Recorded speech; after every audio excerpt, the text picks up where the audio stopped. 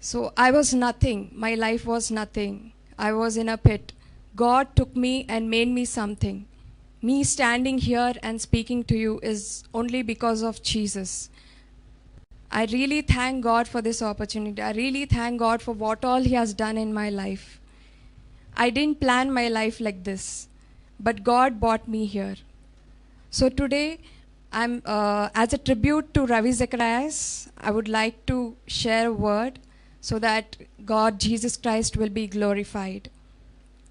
So I would like to read Romans 8:18, where Paul says, I consider that present sufferings are not worth comparing with the joy that will be revealed in us. I would like to repeat it. I consider that our present sufferings are not worth comparing with the glory that will be revealed in us. So Paul, he has gone through so much of suffering in his life, but still he says it is nothing compared to the glory that will be revealed. What does that mean? Paul is living his life with the perspective of eternity. So taking this word, I would like to go forward. The foundation on which we built our lives is the only thing that will stand when the storms come.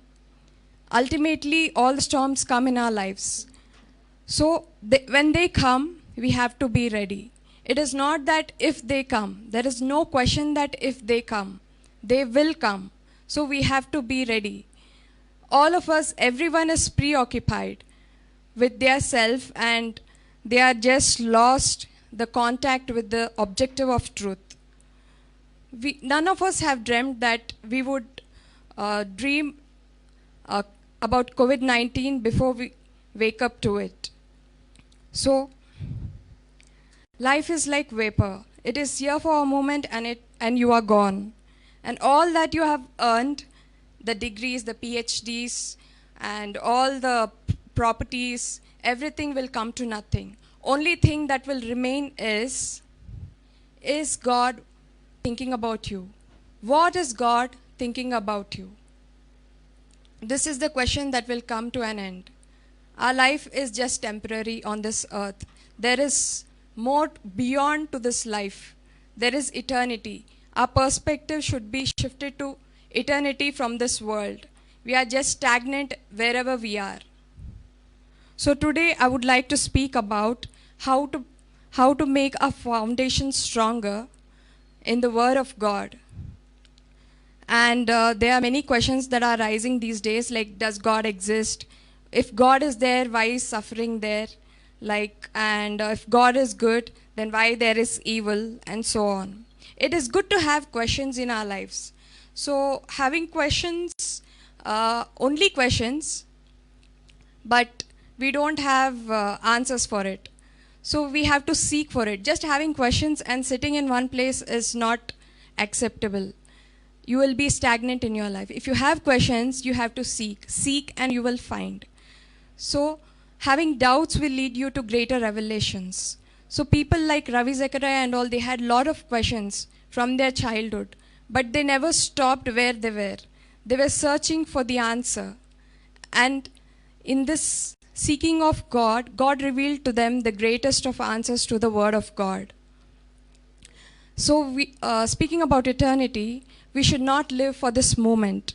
Always live with the perspective of eternity. Now we live in a world where it says live for this moment, be happy in what you do now. By doing what makes you happy right now should not lead you to hell.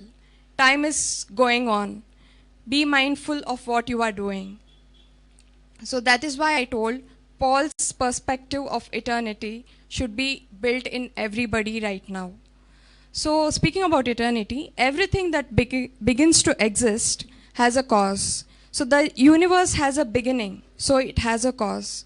So every effect needs a cause. So I would like to speak about the Big Bang theory. So universe has a cause because Big Bang is an effect. The meaning of bang is a forceful action. There is no force without an action. So for a Big Bang to occur, there must be some force. So there must be for Big Bang to happen, there must be a big banger. So infinite regress cannot take place going on forever. Therefore, the cause cannot be without an effect. So look at the moon, earth and the sun. They all rotate and revolve around each other. And look at the stars, how they are hung in the sky. And all the planets, how they are placed in order. It does not come out of nothing. There is someone behind all these things, holding, controlling.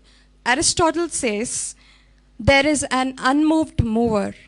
So according to the palace watch design argument, so a person who designs a watch, the watchmaker, he already pre-establishes the mechanism of the watch before only, according to it, it will work. So there is a designer. We see its perfection and we look at its beauty. We don't know about the complexity and how it is made. So there is a designer behind it. So in the same way, God the Creator, He creates all the parts of the universe and put them in order. And everything is according to the pre-established natural law. So there is a designer behind this universe. So beauty in the things is appealing to us in awe. So Francis Collins, he came to Christ he just saw a waterfall and he was awestruck with it. So he thought that there is presence of something which is beyond. There is someone greater than him, so which drew him towards God. So God put order out of chaos. So God does exist. So now a question rises. If God is existing, then why is there suffering? So the topic of morality comes. So in morality, God gave us free will. All human beings have free will. We have a choice to decide what is right and wrong, to do good or evil. So you might ask, why did God give us free will? Because God thought giving man free will was worth it. So man has free will to decide and do whatever he wants. So without free will, we would be like robots controlled by God. We would not be having a good or evil. We would not be having decision. By the way, what is the purpose of our existence if there is no free will? To raise a question itself, we need free will. So why? Now we may ask a question like, why did not God intervene when there is suffering happening? So if God would start intervening, there would be no law and good act would not be possible. To stop evil, good will be affected. To create a best possible world, there must be free will. Good and moral can exist in contradiction. Evil is dependent on good. Evil is a parasite of good. So evil is not permanent, it is limited. So which can be ridden off. So through this we can also produce good. It is used to produce good. So we see the cross is an example. Out of evil, the result is good. So Jesus didn't come into this world to make bad people good. He came into this world to make dead people live. He just didn't come into this world to make us more moral people.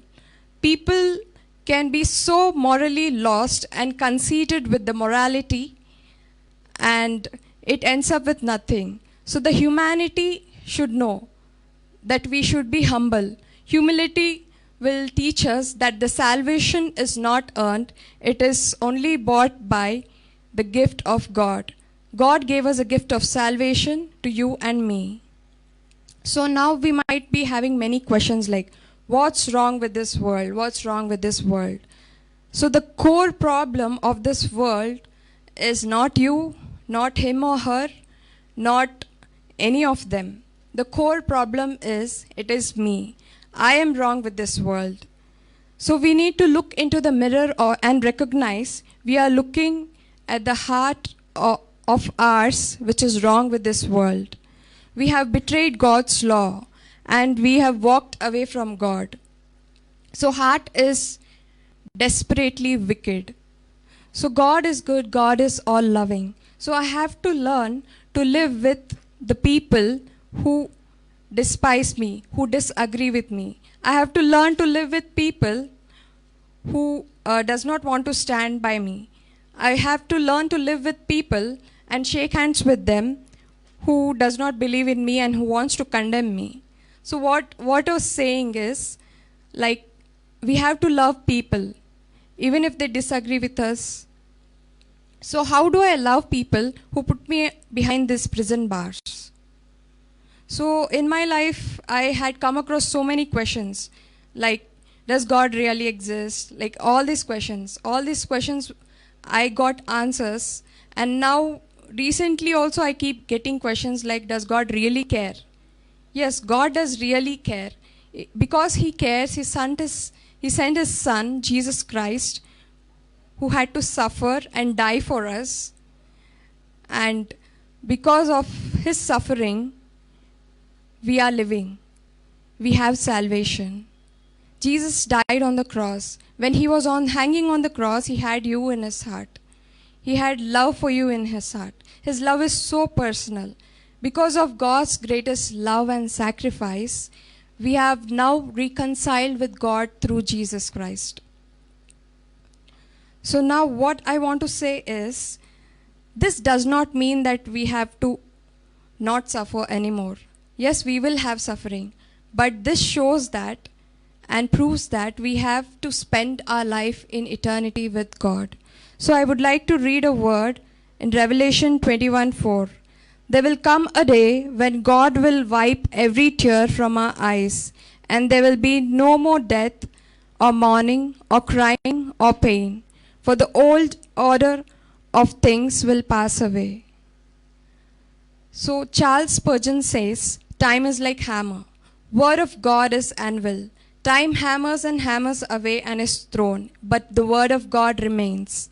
The word of God abides forever.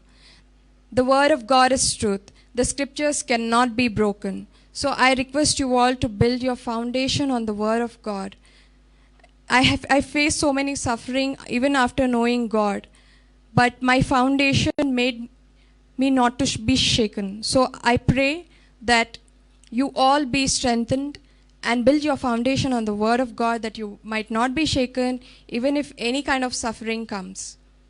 So many might have been having questions. So I request you all to pray and read the word of God and pray so that the Holy Spirit may be with you and guide you and give you all the answers. Instead of being stagnant with those questions, we need to seek and you will find. So I pray that everyone would receive the word of God and make their foundation stronger.